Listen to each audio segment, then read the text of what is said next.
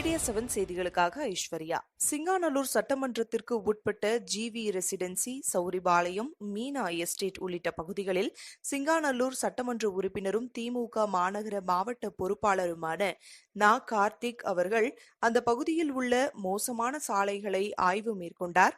மேலும் செய்தியாளர்களிடம் பேசிய அவர் கூறியதாவது: கோவை மாநகராட்சி பகுதிகளிலே பல்வேறு முதன்மை சாலைகள், குறுக்கு சாலைகள் அனைத்துமே பல்வேறு இடங்களிலே குண்டும் குழியுமாக பல்வேறு கட்டுமான பணிகளுக்காக தோண்டப்பட்ட சாலைகள் சீரமைக்கப்படாமல் அந்த சாலைகள் குண்டும் குழியுமாக காட்சியளித்து கொண்டிருக்கின்றன. மக்கள் நடந்து செல்ல முடியாத அவல நிலையிலும், வாகனங்களில் செல்ல முடியாத அவல நிலையிலும் அந்த சாலைகள் இன்றைக்கு மக்களுக்கு பயனற்ற சாலைகளாக இன்றைக்கு காட்சியளித்து கொண்டிருக்கிறது. உதாரணத்துக்கு சொல்ல வேண்டும் என்று சொன்னால், புலிகுளத்தில் இருந்து மீனா எஸ்டேட் வழியாக உடையாம்பாளையம், சௌரிபாளையம் வழியாக வரதராஜபுரம் செல்லக்கூடிய, உப்புளிபாளையம் வழியாக வரதராஜபுரம் செல்லக்கூடிய ஒரு மிக முதன்மை சாலை, மிக முக்கியமான சாலை. அதாவது புலிகுளத்தையும் வரதராஜபுரத்தையும் இணைக்கக்கூடிய அந்த முதன்மை சாலையில் 50க்கும் மேற்பட்ட இடங்களிலே சாலைகள் குண்டும் குழியுமாக இருக்கிறது.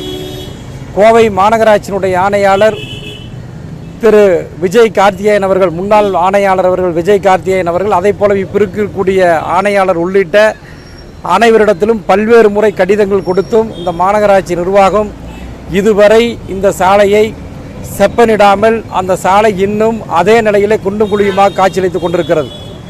ஆகவே மாநகராட்சி நிர்வாகம் உடனடியாக இந்த சீரழிந்த சாலையை, பழுதடைந்த சாலையை, குண்டும் குழியுமாக இருக்கக்கூடிய இந்த சாலையை உடனடியாக புதிய தார் சாலையாக மாற்றுவதற்கு இந்த மாநகராட்சி நிர்வாகம் உடனடியாக நடவடிக்கை மேற்கொள்ள வேண்டும்.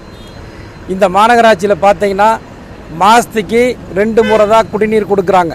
அந்த 2 முறை குடிநீர் கொடுத்தாலும் சரியாக குடிநீர் வர்றதில்லை. குழாயை திறந்தால் காற்று தான் வருது.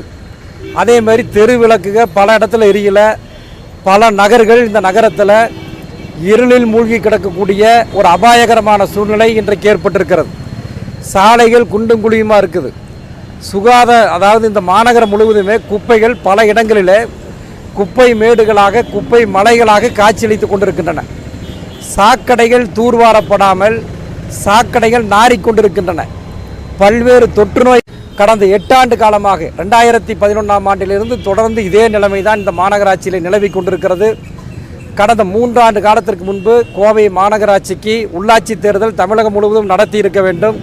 அப்படி தேர்தல் நடத்தாத காரணத்தினால் இன்றைக்கு இந்த மாநகராட்சி நிர்வாகம் பலத்த பின்னடைவை சந்தித்திருக்கிறது. நிர்வாகம் முடங்கி போயிருக்கிறது. அது மட்டுமல்ல, எந்த வேலையுமே செய்யாத மாநகராட்சி இன்றைக்கி பார்த்தீங்கன்னா குடியிருப்பு வீடுகளுக்கு, மக்கள் வசிக்கின்ற குடியிருப்புகளுக்கு 50% வரி உயர்வை இந்த மாநகராட்சி உயர்த்தி இருக்கிறது. அதே மாதிரி பார்த்தீங்கன்னா குடியிருப்பு இல்லாத கட்டடங்கள், அது வணிக கட்டடமாக இருந்தாலும் சரி, வேறு கமர்சியல் எந்த கட்டடமாக இருந்தாலும் அந்த கட்டிடங்களுக்கு இந்த மாநகராட்சி நிர்வாகம் இங்கே மட்டுமல்ல தமிழ்நாடு முழுவதும் 100% வரி விதிப்பை செய்திருக்கிறது. இது இந்திய வரலாற்றிலே இதுவரை யாரும் செய்ய முடியாத ஒரு மிக படுபயங்கரமான மக்களை பாதிக்கின்ற ஒரு வரிச்சுமையாகும். ஆகவே எந்த வேலையுமே செய்யாத அந்த மாநகராட்சி மக்களை கொள்ளையடிக்கின்ற முயற்சியிலே, மக்களிடத்திலே வரி பணத்தை மிரட்டி பிடுங்குகின்ற முயற்சியிலே இந்த மாநகராட்சி நிர்வாகம் ஈடுபட்டிருக்கிறது. ஆகவே நான் சொன்ன இந்த குற்றச்சாட்டுக்களை எல்லாம் இந்த மாநகராட்சி நிர்வாகம் உடனடியாக களைய வேண்டும். இந்த சாலைகள் சீரமைக்கப்பட வேண்டும். வரி உயர்வினை குறைக்க வேண்டும்.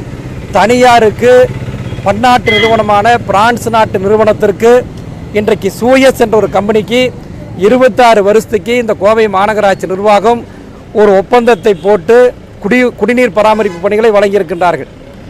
இதே மாவட்டத்தில் இருக்கக்கூடிய செயலற்று கிடக்கின்ற, முடங்கி கிடக்கின்ற உள்ளாட்சித்துறை அமைச்சர் எஸ்பி வேலுமணி அவர்கள் யாரிடத்திலும் கருத்து கேட்காமல் மாநகர் மன்றம் செயல்படாத இல்லாத இந்த காலகட்டத்தில் சுமார் 3150 கோடி ரூபாய் மதிப்பீட்டில் அந்த பணியை ஒப்படைத்திருக்கிறார்.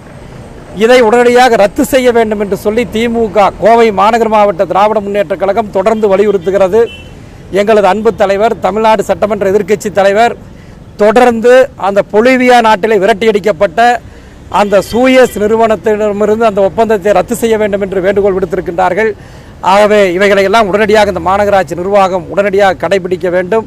அப்படி இல்லை என்று சொன்னால் இந்த சாலைகள் சீரமைக்கப்படவில்லை, வரி விதிப்பு குறைக்கவில்லை, அதே போலவே சூயஸ் கம்பெனியோடு இந்த அரசு போட்டிருக்கக்கூடிய அந்த ஒப்பந்தம் ரத்து செய்யப்படவில்லை என்று சொன்னால் தொடர்ந்து கோவை மாநகர மாவட்ட திராவிட முன்னேற்ற கழகத்தின் சார்பில் பொதுமக்களை திரட்டி பொதுமக்களை சந்தித்து மாபெரும் தொடர் போராட்டங்களை இந்த அரசுக்கும் இந்த மாநகராட்சிக்கும் எதிராக நடத்துவோம் என்பதை தெரிவித்துக் கொள்கின்றேன்.